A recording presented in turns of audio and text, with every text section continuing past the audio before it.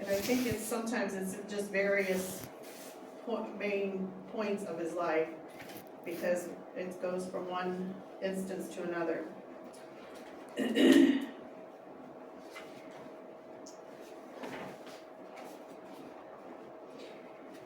It was through 4 sailors whom Dan had helped to get out of jail that he got his first hint about trouble on the train. The quartet were quiet and serious, and one motioned for Dan to come closer. Leaning near, Dan was surprised to hear, "Preacher, there's something happening on our troop train that someone needs to stop." Something told Dan here was something he needed to know. They continued, "Sir, you probably haven't heard about it, but we have been losing quite a few boys off of our troop train." Dan tried to keep a poker face. He had heard about it. It was one of the problems the Bureau had been working on for some time. He played dumb and encouraged them to go on. "That's too bad," he muttered. "Have you any idea what's behind it?" As soon as the sailors left, Dan slipped into a phone booth, dialed the special number, and left word that 21 Plus needed to see 35 that evening at the usual place. "Yes," 35 said slowly. "We have been having a number of boys do some crazy things on the trains between M and N. That's the train that takes them to the port to be put on board ship, which takes them to the combat zone. Some jump off and live. Others are killed. Several have slashed and cut their wrists and throats. The Bureau has been investigating, but so far we haven't come up with anything. Say, how would you like to ride a troop train?" Dan's mind went into a whirl, but he managed to answer, "If I can save the life of one of our boys, I'm ready." Before Dan entered the chapel some 30 minutes later, a plan had been worked out. Dan could complete his Sunday services and be at the station in time to board the train. "Just one thing," 35 said, Dan said slowly.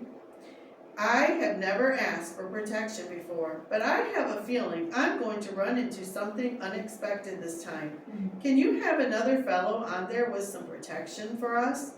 21 Plus.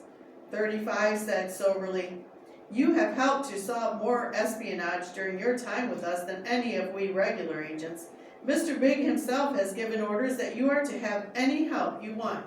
Sure, I can have another man on that train, and his job will be to cover you." At the terminal, Dan was surprised to see a naval officer wandering around, and although it was well hidden, Dan noticed he was armed with a pistol. When the troop train pulled into the station, the officer moved past Dan and whispered, "They'll only stop for a minute. Walk on in. No one takes tickets. I'll board at the next car." His excuse for boarding was planned ahead. He was a visiting minister from B and had a hurried call to get there, and the troop train would have the run much quicker than the regular schedule. As he moved down through the train, the fellows gave him some questioning looks, and he could hear some of them discussing his presence. At the end of the front car in the narrow passageway between the restrooms stood a very large man, a porter whose countenance puzzled Dan from the moment he saw him. "What are you doing on this train?" was the blunt, hateful question he fired at Dan. "Nobody on here but sailor boys." "I'm a minister of the gospel of Jesus Christ, and I have complete permission to be on here. Now, may I ask, who are you, and what right do you have to question my presence?" And Dan stared into one of the meanest looking faces he had ever seen. "None of your business," snarled the porter. "You stay out of my way or you get hurt." And he brushed past Dan and stalked down the aisle. A shaken preacher watched him go, noticed the size of his body and the bulging muscles that showed through his porter's uniform, and a sense of fear settled down upon him. Slipping into the restroom, he sat down to try and think. On his first walk through the train, he had run into opposition, and something seemed to tell him that he had already started unraveling the mystery of the tragedies. Silently, he bowed his head and prayed for God to help him save the lives of these boys. After a few minutes, he opened his eyes and stared at the floor. Suddenly, he found himself trying to figure something out. The train had only been on the road for about an hour. He knew in reason that it had been cleaned good before it was sent out. Yet, there were several bits of paper on the floor. As he continued to look, something about those papers caught his attention, and then he was on his knees picking them up. They were all made of wax paper, all the same size, and Dan was surprised to see that each of them seemed to have a trace of white powder on them. Glancing into the toilet, he saw 2 or 3 more of them floating on the water. Like a bolt of lightning, it hit Dan. It had to be drugs. Perhaps taken under the guise of something mild but a strong hallucinatory drug that would cause violent action. Dan was sickened at the thought, but was more shaken by the thought that he already knew who was behind it. He slipped several of the papers into his pocket for evidence, then moved out of the restroom and down the aisle of the train.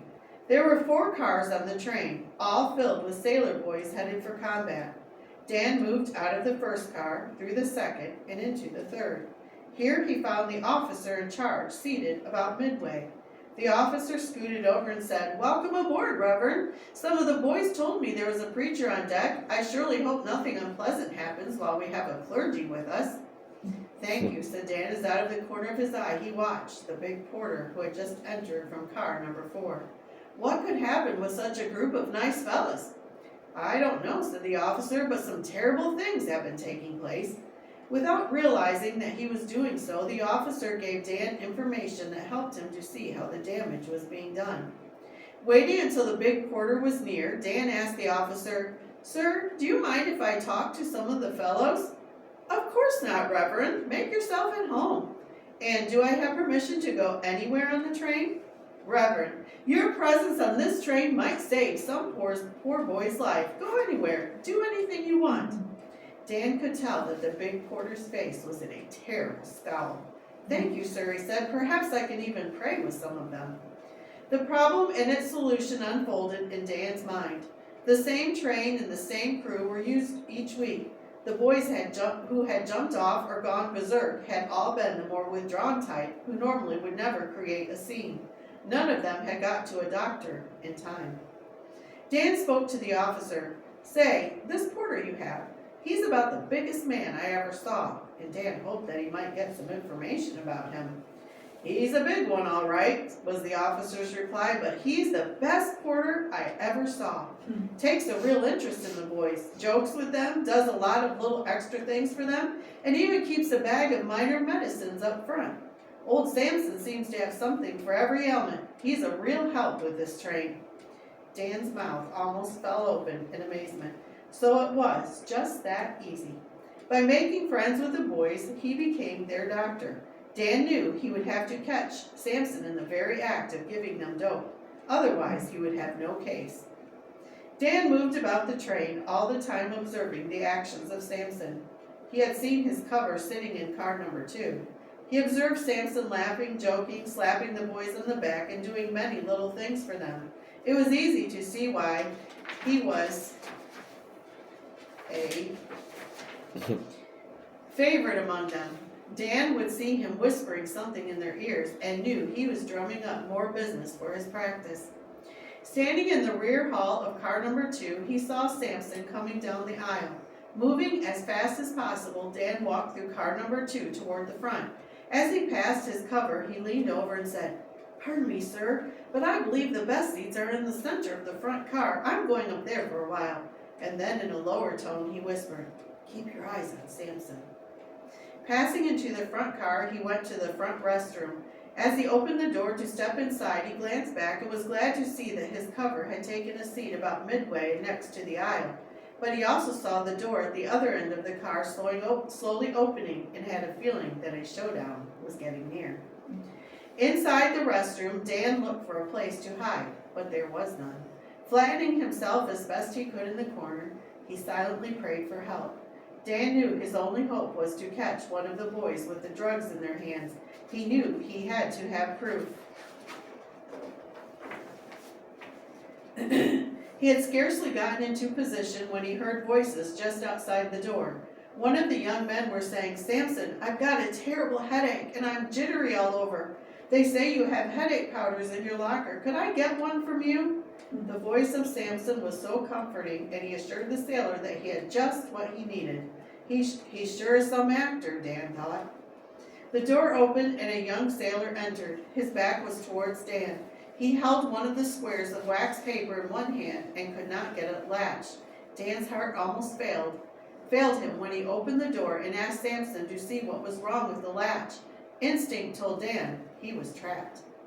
When the massive face and the shoulders of Samson appeared around the door, he looked directly at Dan, and his angelic attitude turned to that of a devil. The surprised young sailor stepped back to the other side of the restroom, and Dan saw that he had to pull a bluff or retract where his cover couldn't help him. With a volley of oaths, Samson said, "What are you doing here?" Dan ran his hand inside his coat and stepping towards Samson snarled as best he could, "I'm going to cut you to pieces." Taken by surprise, Samson jumped back into the hall and before Dan knew what was happening, had whipped out a long switchblade and was making a swing towards him. Dan saw the knife high over the head of Samson and knew where it was headed and slammed the door in his face. Then he heard it, the sharp crack of a pistol, a scream of pain, and a commanding voice ordering someone to lie still on the floor. Dan breathed a sigh of relief as he turned toward the shaken young sailor. Dan told him in a few words what was happening, and the boy promised to cooperate and tell his superiors where he had got the medicine. A stop was made at the next city to put Samson and his guard off. Dan knew that even as he dreamed of home and comfort, many of our men were dying in battle. His own desires would have to wait. Our nation was still in danger.